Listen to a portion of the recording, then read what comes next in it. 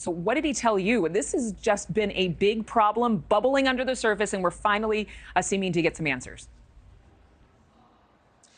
Yeah, that's right, Adrian. And we sort of knew that this was happening, but I asked Chairman Comer today, leading into this hearing, what is going to stick with Americans? What's going to be the thing that really maybe surprises people? And he said it's just the extent of it, just how many dollars actually now are lost to this fraud. And I also asked him, because there's so much, is it inevitable that some people may just get away with it? And I thought his answer was really telling. Do you think there are just people that are going to get away with this? Simply, it's too much fraud for us to get all of it back? Well, if you live in another country, you probably stand a good chance of getting away with this, unfortunately. But, we need to make an effort to try to hold these people accountable.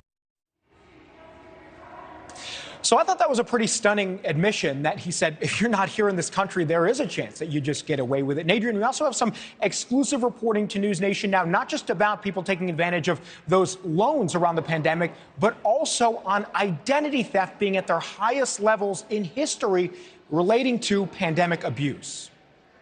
What do this brand new Lamborghini, this beautiful seaside villa, and this lavish party all have in common? You, the taxpayer, paid for all of it.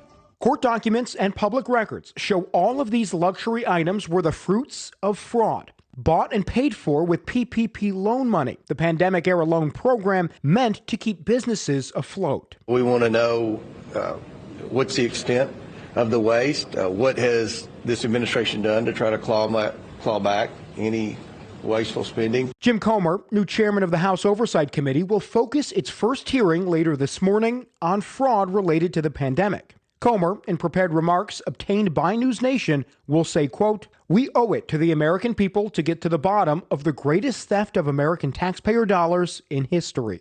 A recent report suggests the government misspent billions on people trying and succeeding in scamming the system. That includes $5.4 billion to small businesses with ineligible Social Security numbers. At the very least, hold people accountable for misuse of taxpayer funds. And a NewsNation exclusive. We've learned the Oversight Committee will reveal abuse of the pandemic has also led to the highest level of identity theft in history. Data NewsNation obtained show before the pandemic in 2019, 650,000 cases of identity theft reported. Fraud related to government benefits only made up 23,000. But in 2020 and 2021, identity theft ballooned to nearly 1.4 million cases each year. And more than 800,000 of those combined directly attributed to fraudulent pandemic-era government benefits. Buying luxury vehicles and watches and vacation homes when parents need that money. The Department of Justice has had an eye on pandemic abuse, but Republicans on House Oversight say there's been a complete failure of accountability. So whether it be a new $1 million home in Mississippi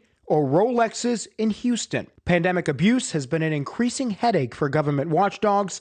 Congress now hoping to get a full accounting and turn the tide. So, Adrian, we did reach out to the Department of Justice because we wanted to find out how many people have been charged and prosecuted for these crimes. They didn't get back to us, but Chairman Comer told us that it was actually just a very small fraction of people so far. He said we've only gotten back pennies on the dollar of what we've lost. We can only imagine. Joe, thank you very much.